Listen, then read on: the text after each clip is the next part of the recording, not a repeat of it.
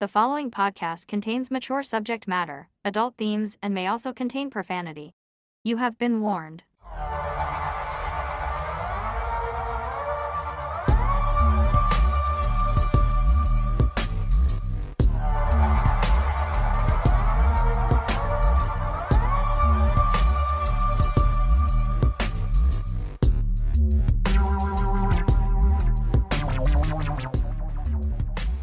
Hello, Absurdians. Welcome back to the show, The Absurd. I'm here with my charming co-host, Mel. Hello, Mel. Hello. How are you? I'm great. How are you? I'm okay. Yeah. It's Monday. It's Monday. It was a decent enough fall day. Sorry, autumn day. Yeah, it's been very breezy. Yeah. I was going to say brisk I and know you were. You should have gone with that one. Yeah. Brizzy. Brizzy? Brisky. Brisketsy? Ooh, I love brisket. So this is our post-Halloween show. Yes. Last week was our Halloween special. I talked to a few people and heard from a few others. They very much enjoyed the show. Good. My nephew Ryan, who you know, he listens like the day it comes out. Does he? He had actually heard of the Villisca axe murderers before. Okay, yeah. Yeah, it was a story you did. Okay. Which is cool. I'd never heard of it before. Mm-hmm. So it's good to know that kind of interest and that sort of knowledge is in the family. Yes. You know, I hope he's not taking inspiration from it, though. Well, hey, you never know. I should phone my brother, see if he even has an axe. I hope not. So you're well? You had a good weekend? I had a good weekend. Trick-or-treating was fun. Did you dress up? Not really, no. Oh, well, that sounds like maybe you kind of did. Well, I had a hoodie on that says I'm fine.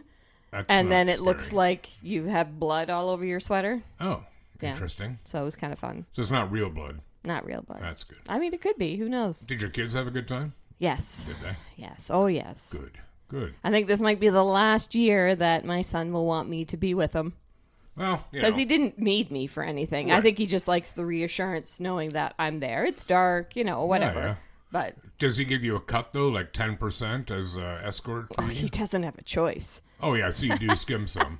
Excellent. They go to bed at some point. Right. It's just the rite of passage So of you being a and your parent. hubby take a cut. Absolutely. That's fair. Yeah. I would.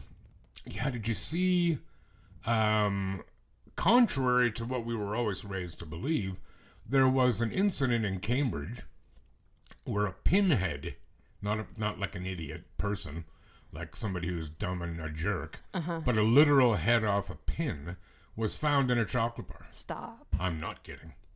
And somewhere else, a mini bag of chips was opened and then reclosed with morphine in it.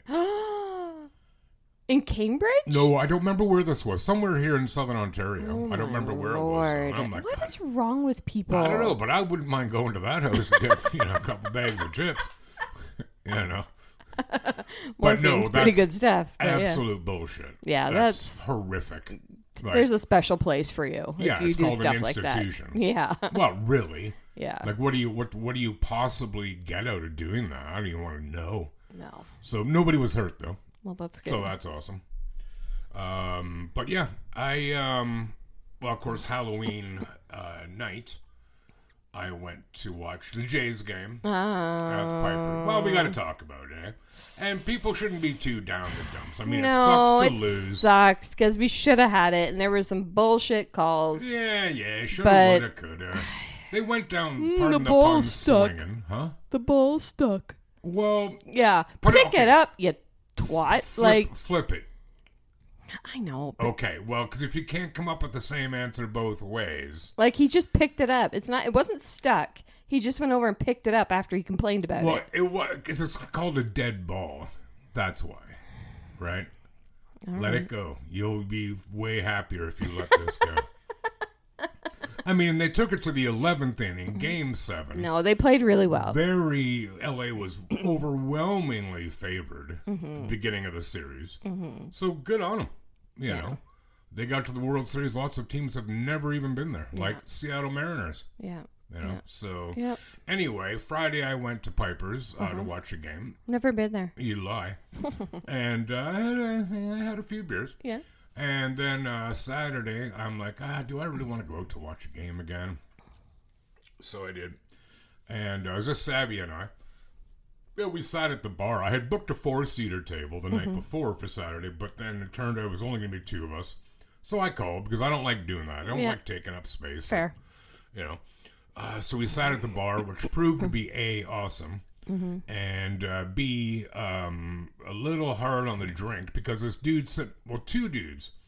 One just snuck in. He booked on a dinner party when he realized the bar he was at didn't have a TV. So he left and came to Piper's to watch the game. God knows what he had to deal with later. Anyway, he stood the whole night.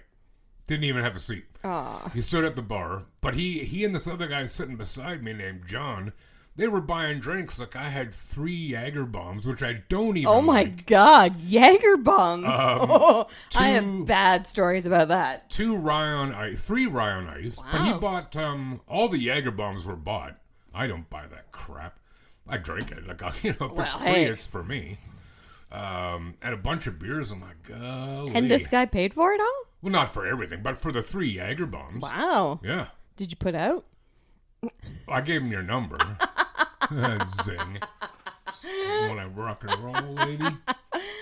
Oh, that's awesome, though. That's cool. And then yesterday was a total chill fest. Yeah.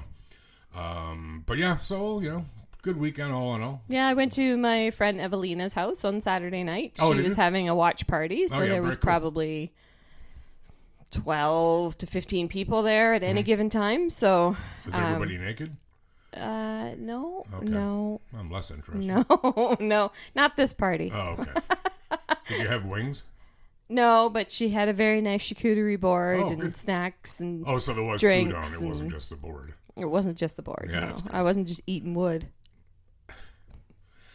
Yeah, that sounds like a good time. Did you stay over? No, Yeah, right. no, I just stayed to the end and then I came home. And then so. yesterday, did you have a sugarcane game to go to? No, we slept in yesterday morning and then my Slept son in where? had in my bed. Oh, slept in. I thought you said you stopped in yesterday. Oh, no, morning. Like, where the hell no. are you Slept talking in, about? Oh, okay. just had a lazy morning, and my son played hockey in the afternoon, and Nice. they got absolutely spanked. Ooh. But they did the spanking the day before, so. Oh, wait, was this a Brampton thing? Yeah, Brampton, they won 8-0. Wow. And I don't want to talk about what happened yesterday. Well, what was the score yesterday? 14-2. Damn. And Yeah. who was that against? Guelph. Wowzers. Yeah, That's, we did not play well. Well, clearly. Did not play well. How many goalies did you go through?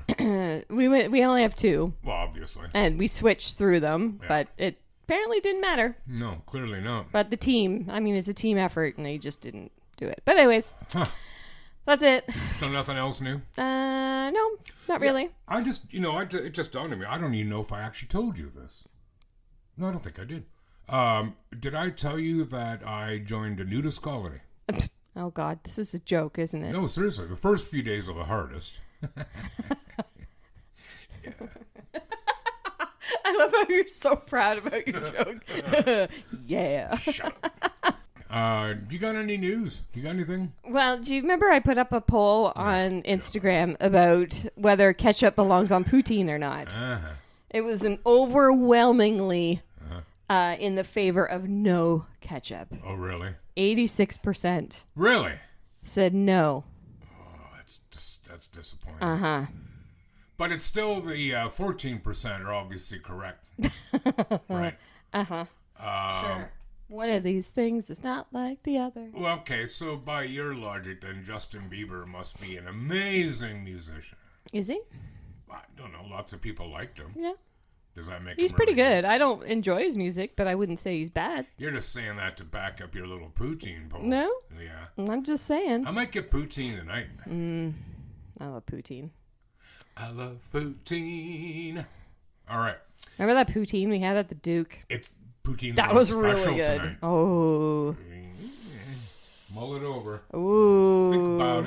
Think about it. Yeah, so we got stories today. Mm-hmm. As we do, every time we do the show. I'm going to start, and I'm sorry to say, people, this is not a light story.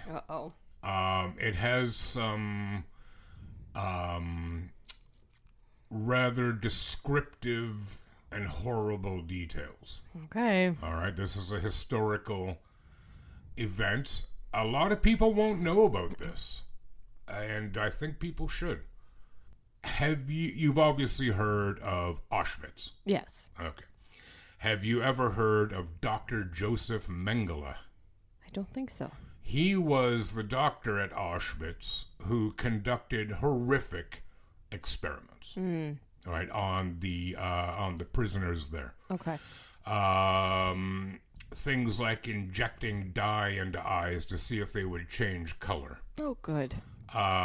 Experiments, obviously, on pregnant women. He was fascinated with twins as well, and did lots of experimenting on twins. And it wasn't so much that he was necessarily anti-Semitic in this case, like anti-Jewish. He just loved doing his experiments. He didn't much give a damn who he did them all. But he also did things like trying to impregnate women with other species, eggs or seed, to see what could possibly happen. Jeez. Now, after the war, the West, like the Allies, were very interested in finding him, as was the Jewish community very interested in finding him. They never did. It's almost certain that they know he, with a lot of other senior Nazis, booked off to Argentina.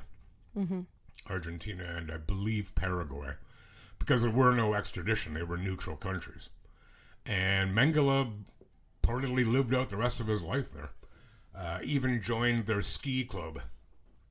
So, it's not like he ever got what he deserved. Right. Okay. So I just wanted to establish that as a basis before what we go into here. Okay. So I would agree, most everyone's heard of Auschwitz. A lot of people will have heard of Mengele, and they're aware that those two things are horrific. All right? So this is about Unit 731. Unit 731, officially known as the Manchu Detachment 731, was a secret research facility operated by the Imperial Japanese Army between 1936 and 1945. It was located in the Pingfang district of Harbin in the Japanese puppet state of Manchukuo, now part of northeast China, and maintained multiple facilities across mainland China and Southeast Asia. Unit 731 was responsible for large-scale biological and chemical warfare research, as well as lethal human experimentation. The facility was led by General Shiro Ishii and received strong support from the Japanese military. Its activities included infecting prisoners with deadly diseases, conducting vivisections. You know what that is? No. It's like dissection. Oh, dissection. Yeah. Conducting vivisection, performing organ harvesting, testing hypobaric chambers. That's the kind, when you get out of diving. Scuba diving, you have to sit in for a while to depressurize. Amputating limbs and exposing victims to chemical agents and explosives. Jesus. Prisoners, often referred to as logs, L-O-G-S, by the staff were mainly Chinese civilians, but also included Russians, Koreans, and others, including children and pregnant women. No documented survivors are known. An estimated 14,000 people were killed inside the facility itself. In addition, biological weapons developed by Unit 731 caused the deaths of at least 200,000 people in Chinese cities and villages through deliberate contamination of water supplies, food, and agricultural land. Here's some of the other testing they did. Frostbite testing. Yoshimura Hisato, a psychologist in Unit 731, had a special interest in hypothermia and used human subjects to test humans' reactions to frostbite. Hisato routinely submerged prisoners' limbs in a tub of water filled with ice and held them there until the limbs were frozen solid. Good God. And a coat of ice were formed over the skin. He timed the victims to check how long it took for the human bodies to develop frostbites. According to one of the witnesses to the frostbite testing, the limbs made a sound like a plank of wood when struck with a cane. Then he tried different methods for rapidly thawing of the frozen appendage, such as dousing limbs with hot water, open fire, or leaving the subject untreated overnight to see how long it took for the prisoner's blood to thaw it out. Good God. Unit 731 was able to prove scientifically that the best treatment for frostbite was to immerse it in water a bit warmer than 100 degrees. I'm going to assume that's Fahrenheit. But hope. Never more than 122 degrees. So they actually learned something from that we now know today. Vivisection of conscious prisoners. Wow. Vivisection is a practice of performing operations on living beings for the purpose of experimentation or scientific research. Vivisection was performed in Unit 731 without anesthesia to study the operations of living systems. It was performed on thousands of victims, mostly Chinese communist prisoners, as well as children and elderly farmers. They were infected with diseases such as cholera and the plague, and then had their organs removed for examination before they died, in order to study the effects of the disease without decomposition after death. Subjects that were used to the study of Subjects that were used to study the progress of gangrene had their limbs amputated and reattached to the other side of their body, Oh my God. while others had their limbs crushed or frozen or had their circulation cut off. After the body was used up and exhausted, they were normally shot or killed by lethal injection. Weapons testing. Unit 731 studied bayonets, swords, and knives with the use of their prisoners. You know what a bayonet is? No.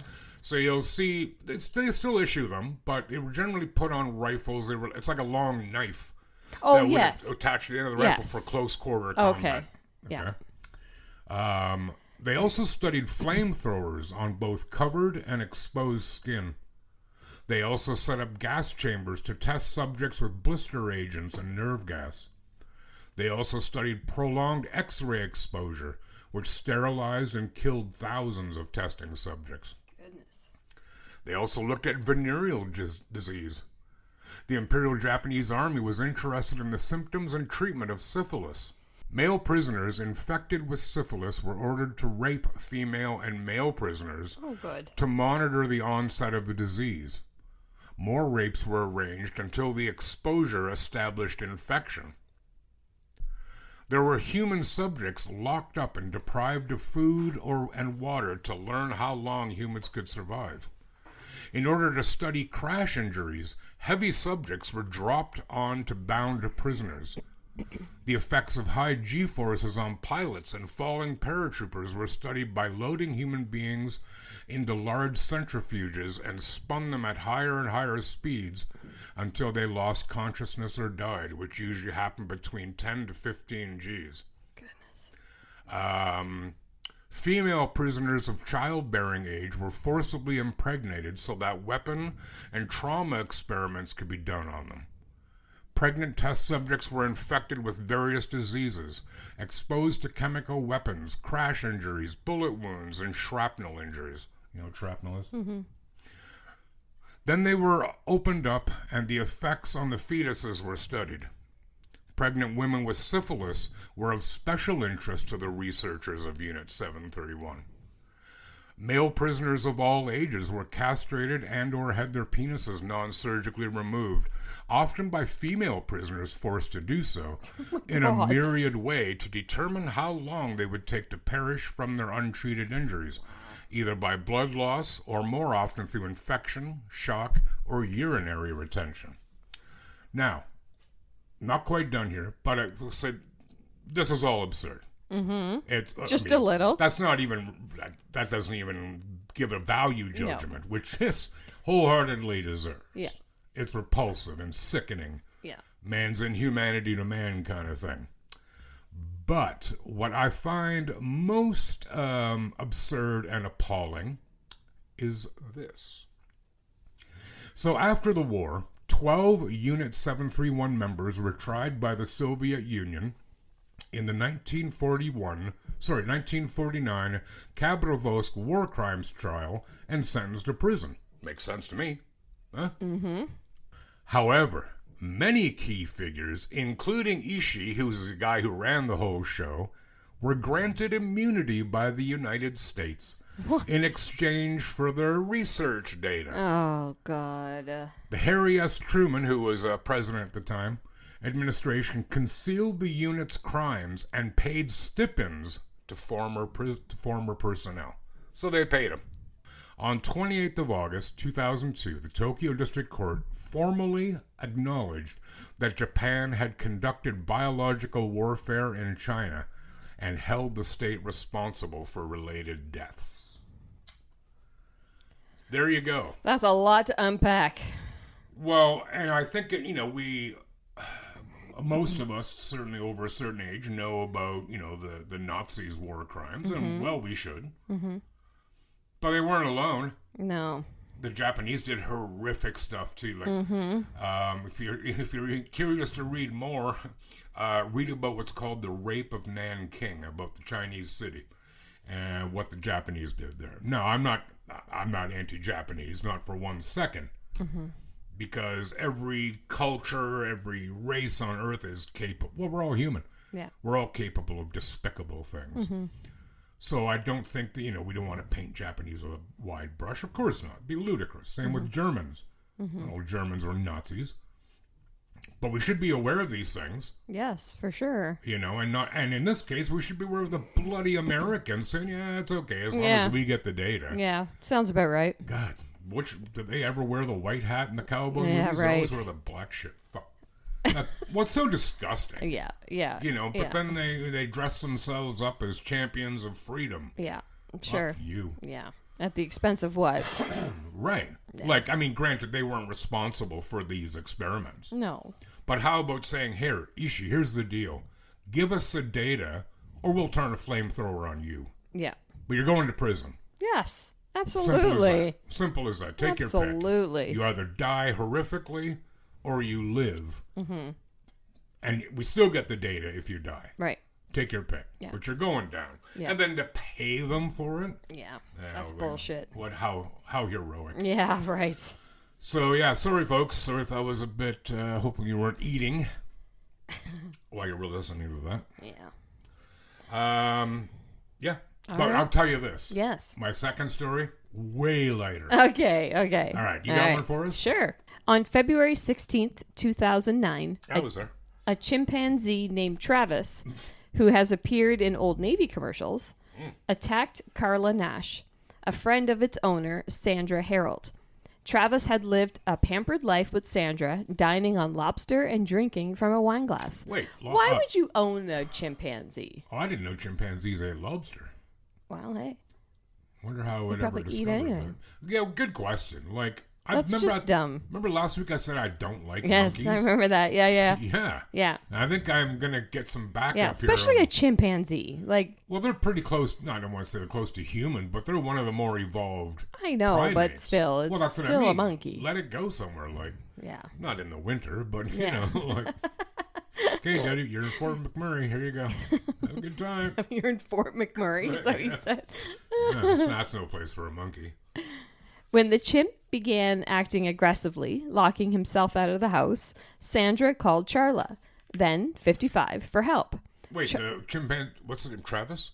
Travis. He locked himself He's locked himself out of the house. See you around, Travis. Yeah. Charla bought a squeaky Elmo doll to get Travis's attention, but instead, the nearly 200-pound chimp attacked her. Whoa. The thing I remember the most was the chimp screaming, Charla said. The attack was a few minutes long, but the impact was devastating. Travis had ripped off Charla's hands, eyes, eyelids, nose, and began eating her. Oh. Sandra stabbed the chimp in an effort to stop him. He looked at me as if to say, "Mom, what did you do?" Sandra recalled. She explained she couldn't pull the animal off Charla because he was just too strong. Sure. Yeah, I'd say. Yeah. Sandra, who died of an aneurysm a year after the attack, initially called 911. In the now infamous audio, she said he ripped her face off. When police arrived, they found the chimp covered in Charla's blood, and they shot and killed him. I was amazed that I was still alive, Charla said. Her daughter, Brianna, then 20, said once her mom woke up, I was really able to see the bone structure of her cheeks, and it looked like her face. It was disfigured, but it was her face. Charla wore a veil for years to hide her disfigurement, but now she's sharing the results of a groundbreaking face transplant that she says brought her life back. It's a wonderful thing, and words can't express the gratitude that I had this opportunity to live a better life, she said. She now lives in an assisted living facility, undergoing speech therapy and other rehabilitation. She says she's looking forward to being able to eat some food, specifically pizza and steak. As Charla says, I was only drinking everything from a straw, and my goal is to be able to eat. An initial double-handed transplant failed, but Charla tells the outlet she's planning to undergo another surgery, sharing life's getting better. It's coming around slowly, but yeah, it's getting better. It's hard, but it's better. Wow. There, I saw some pictures of what this chimpanzee did to her. Yeah. Like, unrecognizable. And I didn't know they got that weighty, 200 pounds. Yeah, that's pretty big. Damn straight it's pretty big. Yeah. And almost all their muscle. Mm-hmm. So I remember Mike Tyson wanted to fight a gorilla. Oh, yes, I remember that. Dude. No. No. I mean, I'd sign up for it. What, to but fight it? No, to watch that. Oh, but would you? Dude. You'd be watching somebody die. The gorilla will destroy you. Oh, literally. Yeah. Like this thing tore her hands off. Yeah. Tore How her easy hands is that off, to just do? ripped her face apart, everything, and started eating her. Well, lots of animals try to eat you, but ripping your hands off? I didn't think a chimpanzee would try to eat you, though. But It eats lobster. I guess. He's used to cracking open skulls. But wasn't it you who said that this was probably like jealousy? It could be, yeah. Travis, terrible name. That the woman he attacked, like he was actually kind of jealous of the attention she was getting. Wasn't it you telling me that? No. Somebody was. No. Maybe I dreamt it. Maybe. But you're right, though. It could have been it. Yeah, It because could have been it. Or he just didn't really like Elmo that Well, much. he didn't attack her like to eat her because he was obviously well fed. Yeah. He was used to people, so it's not like he felt threatened. Bought me a stupid Elmo doll. This is what you get. Well, I hate Elmo. But yeah, that's Yeah, terrifying. that would be. That's why I don't like monkeys. Like I don't want them wiped out or anything. But like if somebody would be like, "Hey, do you want to go? You can actually interact with the monkeys." I'd be like, "Nope, no way." No, I'll watch them behind a Dicks. glass wall. I don't like Thanks. I don't like them. Like, I'm not for product testing on them or anything. But you know, if you have to give them a smack every now and then, I'm okay with it. Wow, good story, dude. Yeah. Hey, do you like roller coasters? I can't remember if I you're do. one. You do, eh? Yeah, I think I do. And then I go on when I'm like, ooh, I'm too old for this now. So you have been on them. Oh, yeah. Pardon me, I was having a sip of cold coffee. It was actually pretty good. But do you like big, scary, stupid, crazy high? Yep. Oh, yeah, it doesn't bother me at all. Can't. I don't know why. Really? Really? Oh, that kind of surprises me. Does it really? Yeah, it does. How come? I don't know. No, I don't I like just feel like nothing really scares you. I'm not really as scared of them. Scared? Yeah. It's kind of weird. Okay, so here, story time. Gather around. All right, chillin'. can't wait. So I've never been a big fan of roller coasters, but I've gone on them.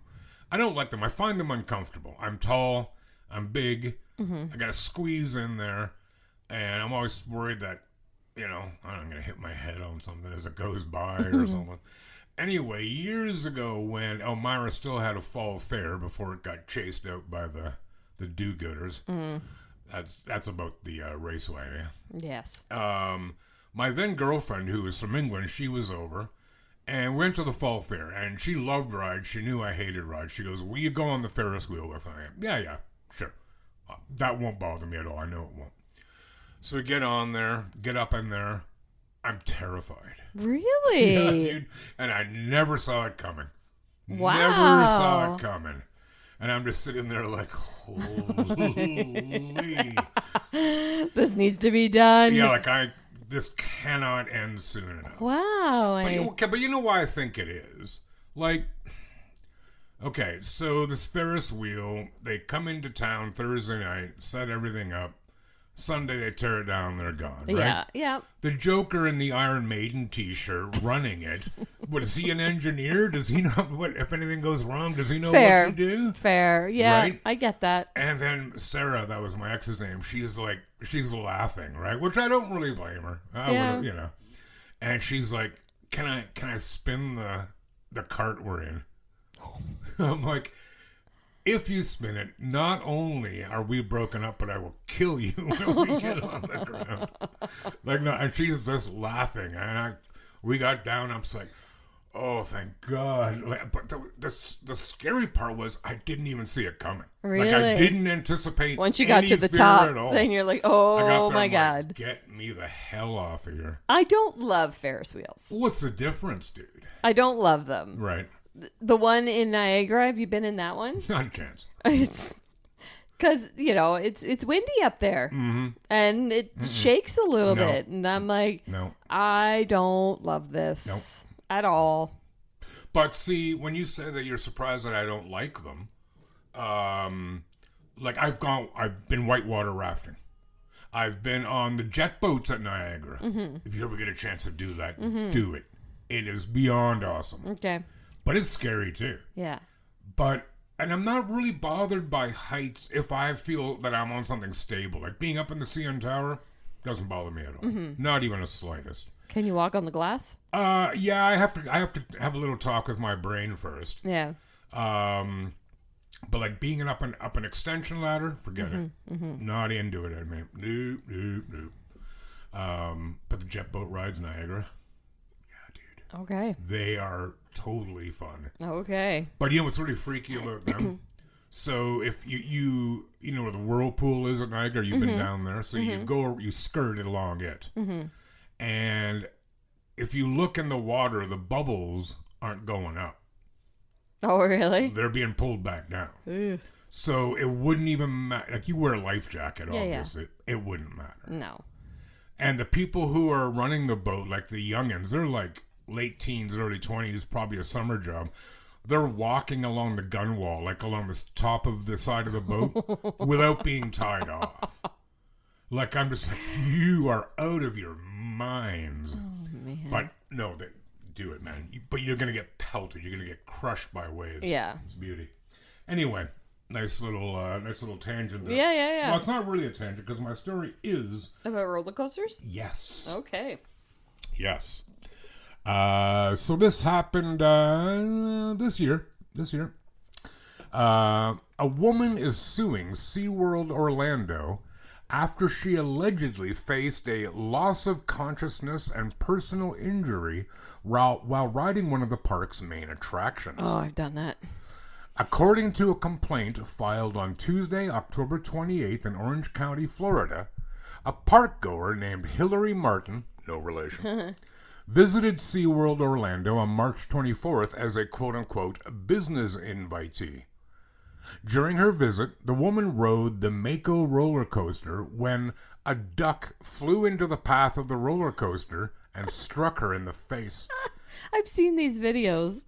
Martin, as represented by local firm Morgan & Morgan, is suing the park on one count of premises liability, claiming SeaWorld negligently failed to, quote-unquote, maintain the premises in a reasonably safe condition.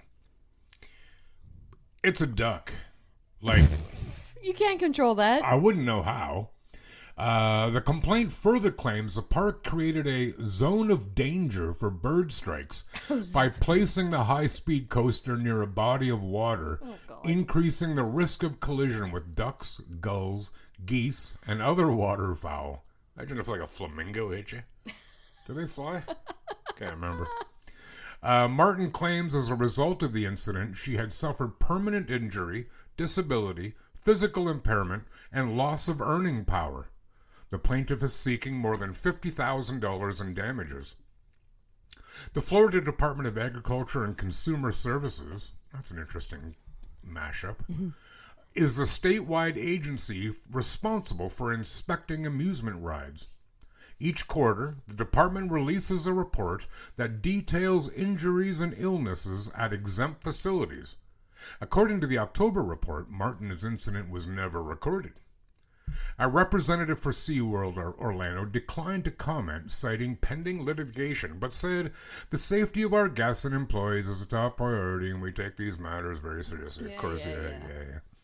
SeaWorld knew, or should have known, of this dangerous condition, as this was not the first reported bird collision to occur on one of their roller coasters this year, a representative for Morgan & Morgan shared in a statement. "We're here to get justice for our client and ensure this allegedly dangerous design is fixed permanently." I do wonder how they're going to do. Are they going to kill every bird in the area? Yeah, Move the roller coaster? Drain the lake? Yeah, tell the birds. Local news previously reported on a child who was hit in the face with an object during a visit on or around March 15th, so a couple weeks before this main incident happened. As a result, the impact caused an injury that required stitches to her forehead, and later a development of post-traumatic stress disorder and anxiety disorder, the lawsuit stated. According to SeaWorld's Orlando website, Mako is the city's tallest and fastest roller coaster. The attraction sends guests 200 feet in the air at speeds up to 73 miles per hour. The ride is named for one of the ocean's fastest known sharks. The lawsuit comes over a month after Universal Epic Universe guest Kevin Rodriguez Zavala, 32, was found unresponsive after riding the Stardust Racers roller coaster on Wednesday, September 17th. The man was later transported to a hospital where he later died. Orange Ochoa Chief Medical Examiner Joshua Stephanie said Zavala died after sustaining multiple blunt impact injuries. The duck's condition was not reported. Yeah, what are you supposed to do? Like, put a call out to all the ducks? Like, stay out of this area? So you go on a roller coaster, but I don't really get it. Like, life is fraught with potential dangers. Of course it is. Some we can hope to anticipate, others we can't. Mm-hmm. You know? I don't really see how... And I'm loath to defend Disney because I hate them. Mm-hmm. Or any, like, super large corporation. But in this time, like, what could they have done? Nothing. Right. Like, nothing. Do you have somebody on each roller coaster ride with a shotgun? Oh, duck coming. Yeah. Take it out.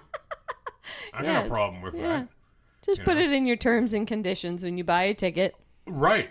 Which I guarantee not responsible if you get hit by a bird. I guarantee you there's something on the ticket. Oh my god. To that effect. Oh, of course. And this dude they found dead, it never said what his death was caused by. Mm-hmm. Like, blunt force trauma, but, did somebody beat him up? Right. Did he fall off a ride? Like, take his seatbelt off? Mm-hmm.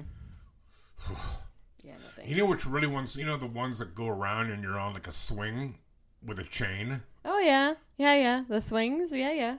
Balls to that. Because what if the chain lets go, dude? I love that ride. That was my favorite ride as a kid. How many times have you hit your head? What would you hit your head on? I don't mean, like, in general, the fact that you like that ride. Like, do you have, like, a brain injury of some kind? Well, I probably do, but... Wow, No? Just no. I'm just trying to think of what I would need to be paid to go on one of those rides. Yeah, there are definitely rides now I wouldn't go on. Like what? Like any of the super crazy intense rides. Like I've seen some at Wonderland that have stopped upside down and like they have no. I would need... Or stopped at the top before it drops. Yeah. If I had to go on... If you said, okay, Rod, I'll give you like $50,000 if you go on that ride with the chain swing, I would need like some sort of eye covering so I couldn't see anything. But it just goes in a circle. I would need to be sedated. And I would need like a double layer of Depends. Like one inside the other. Yeah. Oh, because I'd be a mess by the time I was done, dude. No, Like, really? The swings, they'd like the be most throwing me in the- innocent ride. Throwing me in the orca tank to hose me down. I can't go on it anymore because I just get dizzy. But Well, that's part of what I'm saying, but Yeah. I'd be terrified. no, Terrifying. really. I went Yeah. on it a couple years ago. Again, it was just like a county fair, whatever you want to call them. But I went on with Addison because she loves it. Yeah. And as soon as I got on, I'm like, oh, this is a bad idea. Like the ride I was just talking about? Yeah. So you guys were in separate chairs? Yeah. Well, Oh, yeah. good for her. Yeah, you get in separate Is chairs. Was she okay with it? She loves it. She's crazy. She loves rides. She's Like, crazy. no fear in that child. It's crazy. It's crazy. But, anyways. Yeah. All right. I got one more. Please. All right. Is it about roller coasters? No, Okay, no. Good. No, this one's spooky. Carry on. Oh, All right. That's spooky. The Bintaro train tragedy on the 19th of October in 1987 had occurred in Jakarta, Indonesia, and till date stands as one of the worst train accidents ever seen there. A fatal accident where two passenger trains collided at a high speed in the Bintaro area took more than 150 lives and seriously hurt many more people, I guess. Yeah. Since then, spine-chilling ghost apparitions and supernatural sightings were witnessed after the crash. Both trains were on the same track in opposite directions on that particular day of the accident. The major miscommunication between the train operators, accompanied by inadequate safety measures, was the cause of the collision. The impact was devastating. The crash resulted in a gigantic loss of life and injuries. The tragedy was enormous, both in terms of physical and emotional trauma. But what was even more disturbing was what followed. Weeks and months after the crash, people residing in the Bintaro region began complaining of bizarre occurrences. The railway workers also had their say in this matter. Reports said several people claimed to have seen ghostly sightings or the spirits of victims who were killed in the accident. Some claimed to have even caught glimpses of these ghosts at all hours of the day, including nightfall, which added to the more creepiness of the situation. I would say. Stories were already circulating that Bintaro was haunted by restless ghosts whose lives were cut short in the tragedy. Then there were these weird noises. Witnesses say they heard screaming or screaming voices that happened during the night. Ugh. The horror stories have been passed from one generation to the other and were formed from the folklore of the Bintaro area. It was an area that people dreaded because mystery had surrounded it. The spirit souls could not rest after their death. The Bintaro train tragedy is remembered for its destruction, but also for the spooky tales that rose afterwards. Ghost stories and paranormal activities became part of the history of that tragedy, as it was labeled as the haunting chapter of Indonesia. Behind all these ghostly tales, however, the incident became a point of turnaround for railway safety in the country and emphasized clear communication and security procedures to prevent such a disaster from happening again.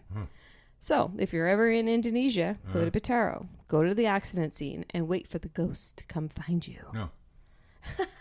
No, you don't want to go? You don't No. want to go check it out? No. No? I might go to Indonesia. Yeah. Well, yeah, that'd be pretty cool. I have a friend that goes there a couple times a year for work. Oh, yeah? I should ask her. I'm like, so hey, have you been there? You should go check it out. Let me know what you see. Ask her to bring you a pack of clove cigarettes. Clove? Yeah. What are I used to those? get them from, I don't remember where I got them from, but they used to bring me cartons of them. I never cared for them much, but my friend Lori, she used to work at the Central. She really liked them. Oh, yeah. And they're clove, and then they're dipped in, I can't remember in what, but they're quite sweet. Oh, yeah? Yeah, they Interesting. make a little sickly for me after a while. But yeah, some people dig them. But I wonder, like with major accidents like that, it does seem that like ghost stories follow. Yeah. And I assume if we look at it scientifically, there's probably some psychological reason for that. That people, to make sense of it, maybe. I don't know. Yeah. It's funny when you started off with that story, because as we've said before, we don't know what the other person is bringing to the episode. We, at the beginning, we do a very brief, okay, what stories you got, just to make sure that we haven't copied each other, Right. which has not happened yet. But you made me think, so my mother is always a little bit trepidatious of going under bridges with trains over top. And the reason is in Cambridge, back in the 50s, that same thing happened. Two trains really? collided. They weren't passenger trains. I'm pretty sure they were freight trains. But they collided on a bridge downtown Cambridge and then fell onto the road below. Yikes. I assume there were people who were killed. I have no idea how many. Mm-hmm. But, so that's a news story that would stick in your head as a child, right? Mm-hmm. So, she'd never been all that crazy about it. But then when we go under a bridge, like on the expressway, there's a rail bridge going over top. Yeah. Just before we get to Ottawa. Yeah. And if we're going to be like, hey, Mom, look, there's a train on the bridge. Got to keep people strong, you know? Yeah, that's right. Yeah. Good one, man. Yeah. I like a ghost story. I like a crashing train story. Do you? No, not really. So that's the episode. Yeah, that's all we got for today. That's what we got. Yeah. So if you guys are on our socials, you know what to do. Yeah, you better know what to do. Yeah, like us, follow us, share us. Mm-hmm. Go on Spotify, give us 5 stars. All that stuff helps us out. And if you have any news stories or things that you see that are absurd and you'd like us to talk about it, let us know. Let us know. Yeah. I've mentioned it before. I'm going to mention them again. Scott Mitchell has sent us several story ideas. And we've got, we're certainly going to do some of them, as I've mentioned before, the Dyatlov Pass incident. Yes. That will be coming pretty soon, too, actually. I'm going to start working on, or not start, we've already started working on it, but do some more work on it. It's a curious tale, dude. Mm-hmm. Yeah. It is, for sure. Now we're going to go get something to eat. Yep. Because are we going to Dollarama? Do you need to go to Dollarama? I don't need Dollarama. I got so much Halloween candy at home right now. Brag much? I think we should probably nip in, though. Well, we can nip in. But yeah, we're going to get something to eat because we're hungry. Mm-hmm. So yeah. Anyway, thank you everyone for stopping by and listening. And remember, new episodes every Wednesday. And hopefully you'll tune in again. So until then, take care of yourselves and one another, please. Bye. Goodbye to romance. Yeah. That's Aussie.